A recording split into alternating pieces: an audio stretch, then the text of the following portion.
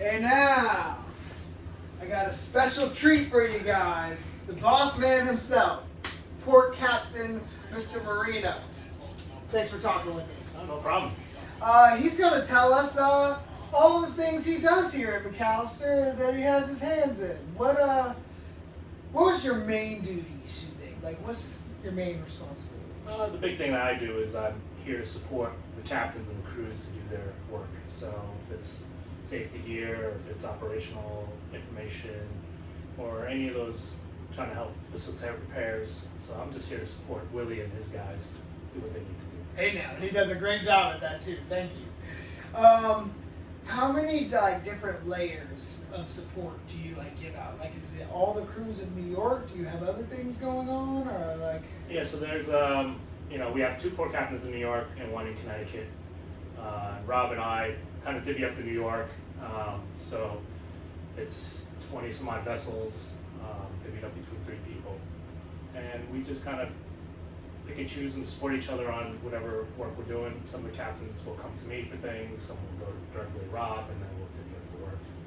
And then the other thing that I manage is the LNG bunker operation in Florida, which is pretty involved. Right now, they're doing the inaugural bunkering of Disney Destiny, first time in the U.S. Right, that's cool. So, a lot happening. Right, yeah, and the LNG work is the tug Polaris. Now, are you also involved in the tugs in the Gulf Coast too? Yeah, so I oversee the tug David, which moves around the Clean Jacksonville, which is an LNG bunker barge in Galveston. The barge is operated by Tote, and we provide for transportation. Okay, and you were just in Texas. Were you doing that, or was that something else? That was for something else. That was an ExxonMobil operation. I didn't know I was gonna get that information out of him.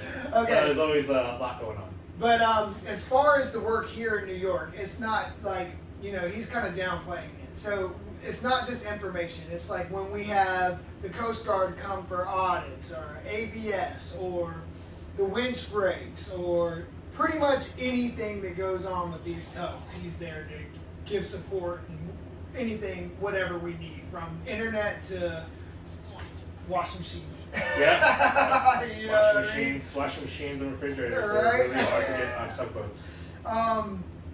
Where do you see the future of McAllister?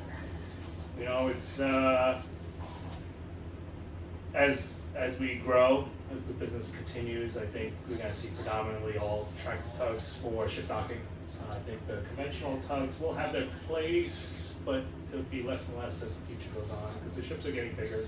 Bigger and bigger. Much bigger, requiring a lot more horsepower, a lot more maneuverability. So I think there'll be a time where it's going to be primarily tractor tugs. Right, I think you're right on that. I think towing is still out there. There's a lot of towing going on for either wind farm or infrastructure or aggregates and things of that nature. So there's that segment's was kind of dead for a while, but that's coming back, which is strange. Right. And then, I think it's expanding into kind of different industries. There's emerging ones with the wind farm. That's kind of right now happening, but potentially on pause. Right. So, but we do have 1 or 2 tugs doing that. So we have 1 tug dedicated to that down in Virginia. We have another boat dedicated currently in New York for that, for the cable lay portion. Right. And that's, I think, gonna continue. And I don't really know this either. So the cable laying is for the cables going from the city out to the wind farm. Is that right? So okay. it connects the wind farms to shore. So Okay. it's a transmission cable back to shore, and that's where it feeds into the power grid. Like how many miles are we talking? It'd be 60, 50? quite a bit. I mean, each wind turbine would need a cable that attaches to it. They'll probably meet in a central location offshore, and then from there there'd be a power line that comes ashore. So quite a bit. Yeah, quite a bit of work. that sounds like quite a bit of work. Yeah. And we have our hands in that as well. Is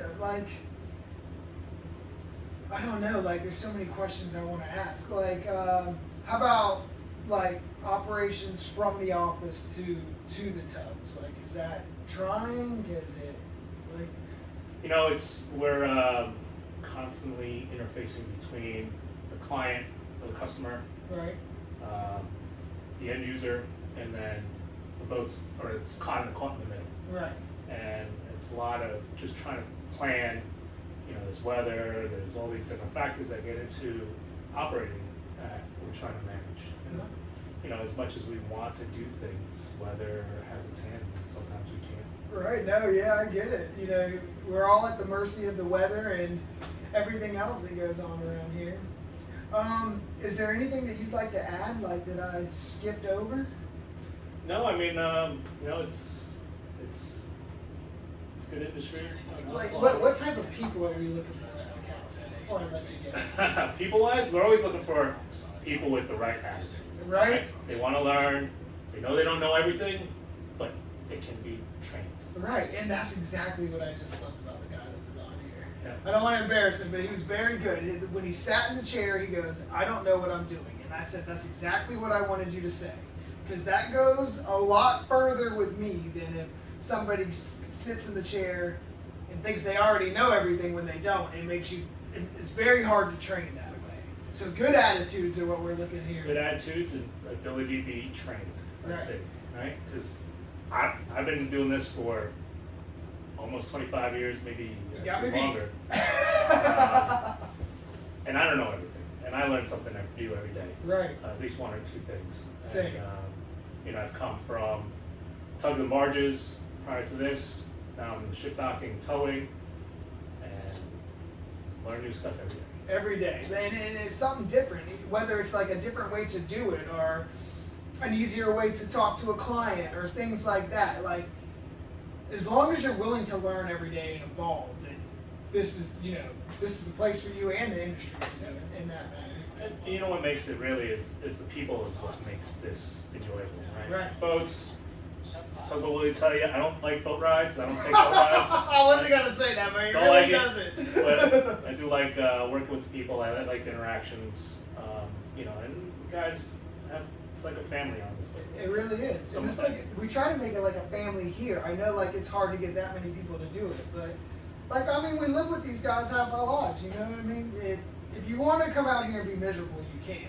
But if you want to come out here and make it your second family, that's a lot easier to do. Yeah, there's plenty of people that have that mentality. Hey, I'm just working and don't bother me. Right. But there's others that have a good time, right? They have big Christmas parties. And Yeah, we're gonna do the lights down there. It's gonna be awesome. It's just you gotta have the right attitude. You can't be the one that knows everything because nobody knows everything. Nobody knows everything.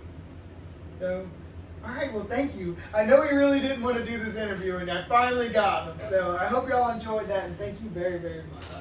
All right. Hey now. Hey now. There we go.